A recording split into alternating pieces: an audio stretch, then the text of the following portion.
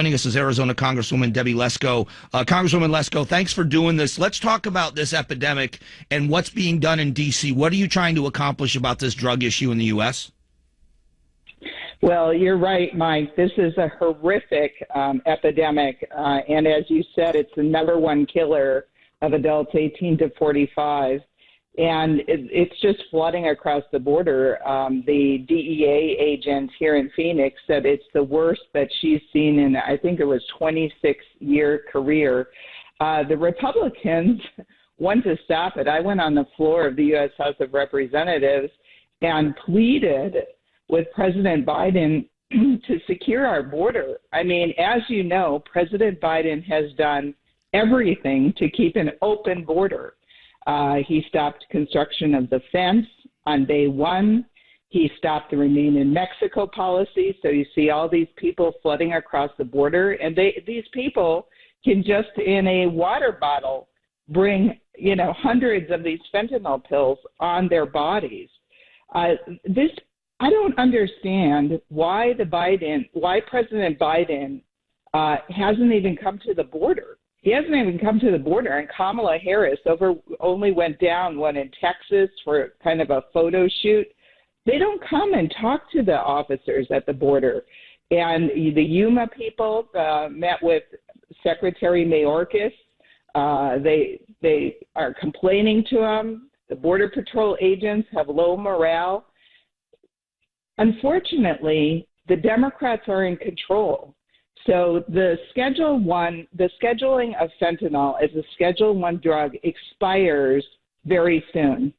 Republicans have tried to convince the Democrats to make the fentanyl a Schedule I drug permanently. We had a bill. I co-sponsored it. We brought it up on the floor.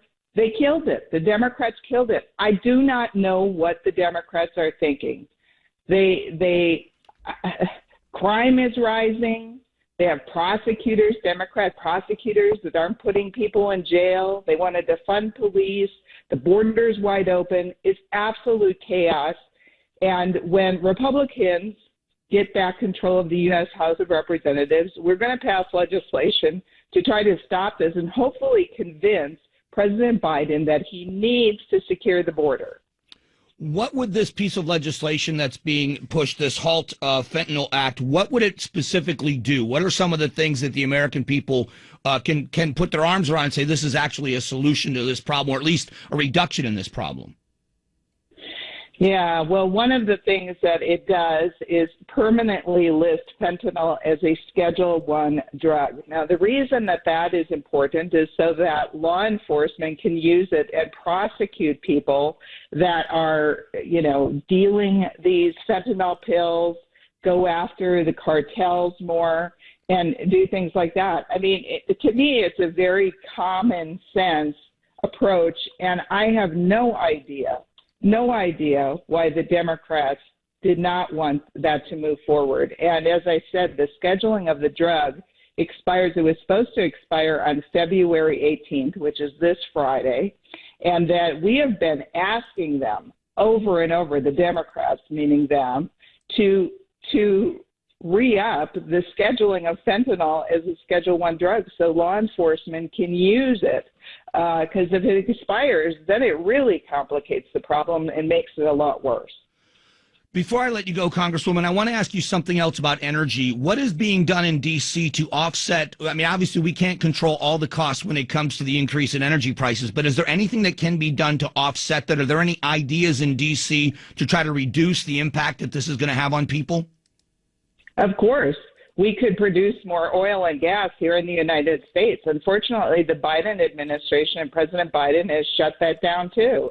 He is totally against oil and gas production in the United States. He stopped the leasing on federal lands to drill oil for oil and gas in the United States.